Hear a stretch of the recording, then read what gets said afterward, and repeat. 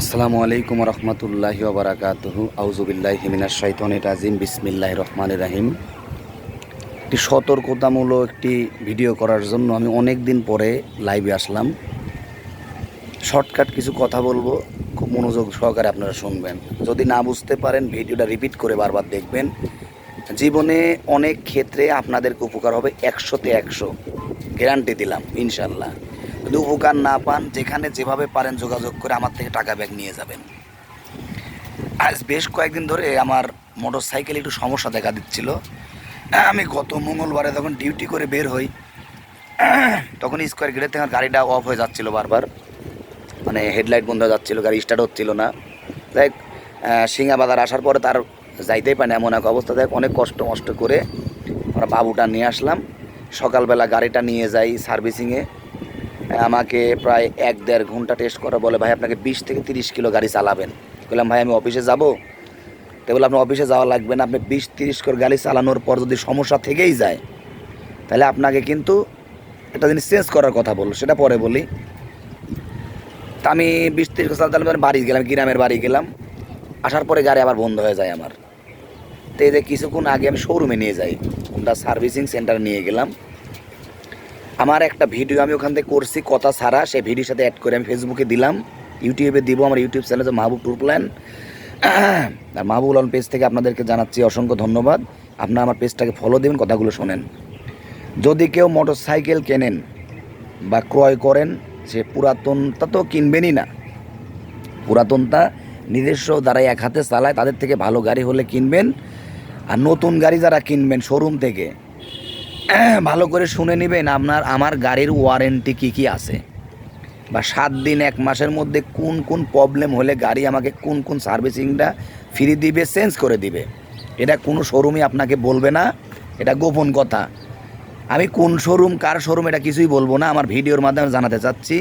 আমার ভিডিওতে already video করে দেওয়া আছে, আপনাদের এর সাথে আরেকটা ভিডিও অ্যাড করে দিব। গাড়ি যখন কিনবেন অবশ্যই বিশেষ করে যেটা আপনারা দেখে নেবেন, ওখান থেকে গাড়ির ব্যাটারিটা খুলবেন। গাড়ির ব্যাটারির উপর খুলে দেখবেন একটা ডেট দেওয়া থাকে যে এই ব্যাটারিটা তৈরি হয়েছে কয় সালে। যদি দেখেন যে 1 বছর আগে ব্যাটারি তৈরি হয়েছে, তাহলে 1 বছর আগে যদি তৈরি হয়, ধরেন বাংলাদেশে একটা গাড়ি পাকিস্তান, চায়না, ইন্ডিয়ার থেকে আসতে 2-6 মাস কিন্তু সময় লাগে। শোরুমে এসে পড়ে থাকে, গোডাউনে দেখা যাচ্ছে এক্সপায়ার হয়ে যাচ্ছে ব্যাটারি। এরকম শুধু আমিই না, আমি যখন আমার এই প্রবলেমটা হয়, আমি রমেশা ব্যাটারি পাবনা অ্যাডওয়ার্ড কলেজ গেটের ঠিক পোস্ট অফিসের পশ্চিম সাইডে রমেশা ব্যাটারি যখন নিয়ে যায়, তারা আমাকে বলে ভাই আমি ডিসকভার পালসার এরকম একটা গাড়ি কিনছিলাম, সেম এরকম প্রবলেম আমার হয়েছিল। আমি শোরুমে গেলাম, শোরুমে যাওয়ার পর ওরা তো বুঝতে পারাতে ঘটনা তো সত্যি, তখন আমি চাপ দেওয়ার পরে আমাকে ব্যাটারিটা চেঞ্জ করে দেয়। এখন আমার এরকম সমস্যা 7 দিন পরেই গাড়িতে হয়। আমি 7 দিন পরেই শোরুমে জানাই, তারপরে 1000 কিলোতে জানাই, 2000 কিলোতে জানাই, 3000 4000 কিলো জানানোর পরে যাই হোক, এক পর্যায়ে আল্লাহর রহমতে কিছু ভালো মানুষ এই দুনিয়ার জমিনে থাকে। হয়তো সেই ভালো মানুষের উসিলায়, সেই ভালো মানুষের কথায় আমি হয়তো সেই জিনিসটা চেঞ্জ করে ফেরত পাইছি। তে আপনারা গাড়ি যে কেনার সময় আসলে আমরা কিন্তু কেউ কখনো জানি যে কোন জিনিসটা চেঞ্জ হয়, কোন জিনিসটা সমস্যা থাকে। বিশেষ করে গাড়ি ব্যাটারি যদি ডাউন থাকে, আপনি কিন্তু গাড়ি চালাতে পারেন, সেলফ হবে না, গাড়ি স্টার্ট হবে না, ধাপ করে বন্ধ হয়ে যাবে।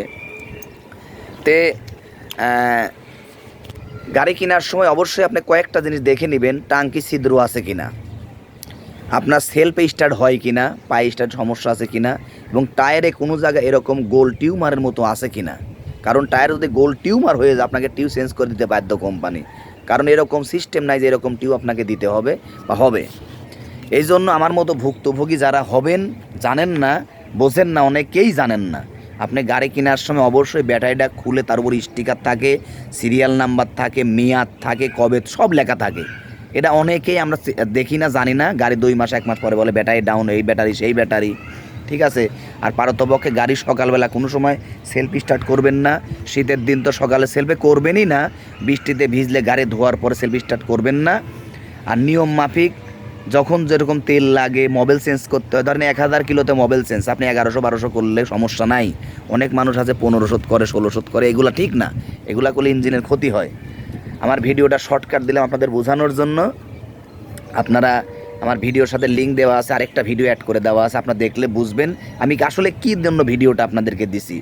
এবং এই ভিডিওটা আপনার বেশি বেশি শেয়ার করুন, যারা মোটর বাইক যারা চালান, মোটর সাইকেল যারা চালান, আমার ভিডিও থেকে অনেক কিছু উপকার পাবেন। জীবনে আর কখনোই আপনার গাড়ি নিয়ে হেজিটেশনে পড়তে হবে না, কোনো মানুষের দ্বার প্রান্তে আপনাকে যেতে হবে না।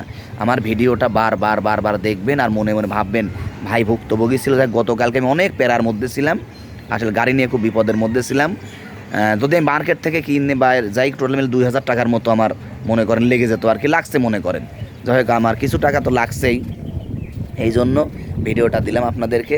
আপনারা আমার ভিডিওটা বেশি বেশি শেয়ার করুন। আসসালামু আলাইকুম।